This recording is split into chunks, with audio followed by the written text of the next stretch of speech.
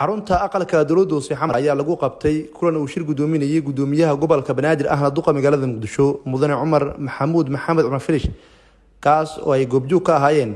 gudoomiye ku-xigeenada maamul gobolka Banaadir taliyaha qaybta guud gobolka Banaadir ee ciidanka booliska Soomaaliyeed taliye ku-xigeenka qaybta guud gudoomiyaasha degmooyin gobolka Banaadir taliyaasha qaybadyada iyo taliyaasha saldhigyada ee degmooyin gobolka Banaadir kulankan muhiimadiisu waxay ahayd dardargelinta amniga caasimadda u diyaar garowga toddobaadka xuriyadda oo nagu soo aadan iyo sidoo kale horumarinta bilicda caasimadda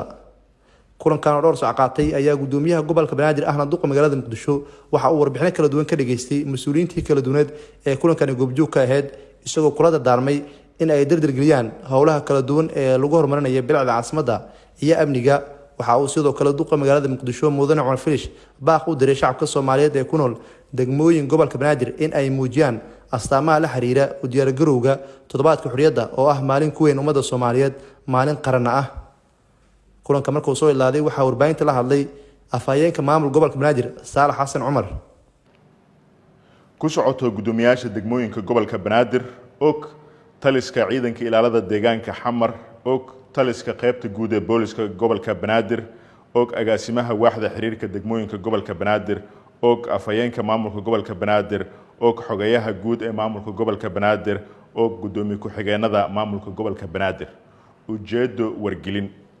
iyadoo laga ambaqaadayo shirkii maanta ka dhacay xarunta aqalka dawladda hoose ee Xamar kaasi oo goobjoog ka ahaayeen maamulada degmooyinka saraakiisha laamaha ammaanka qaybahooda kala gedisan iyo maamulka sare ee gobolka Banaadir isla markaana loogu arinsanayay xuska iyo weyneynta maalmaha xurriyadda qarannimada Soomaaliya ee 26 Juun iyo 1 Luulyo ee foodo nagu soo hayso si loo weyneeyo maalmahaasi qaran waxaa la farayaa dhammaan gudoomiyaasha degmooyinka gobolka Banaadir oo way warqadana sida tooska ugu socoto in guryaha saaran laamiyada la rinjiyeeyo lana naleeyo calamada astaanta qarankana la suro isla markaana cid kasta nadiifiso horteeda gaar ahaan goobaha danta guud oo si gaar ah loo nadiifiyo arrintaani oo qayb weyn ka qaadanaysa weyneynta maalmaha xurriyadda Soomaaliya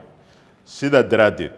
waxaan rajaynaynaa in degmo kasta oo ka soo dhalaasha howsha loo xilsaaray ee ku aadan sare u qaadida bilicda magaalada caasimadda ee Muqdisho lagu awaalmarin doono iyadoona sidoo kale gudoomiyaha gobolka Banaadir ahna duqa magaalada Muqdisho uu ku dhawaaqay guddi heer gobol oo ka shaqeyn doona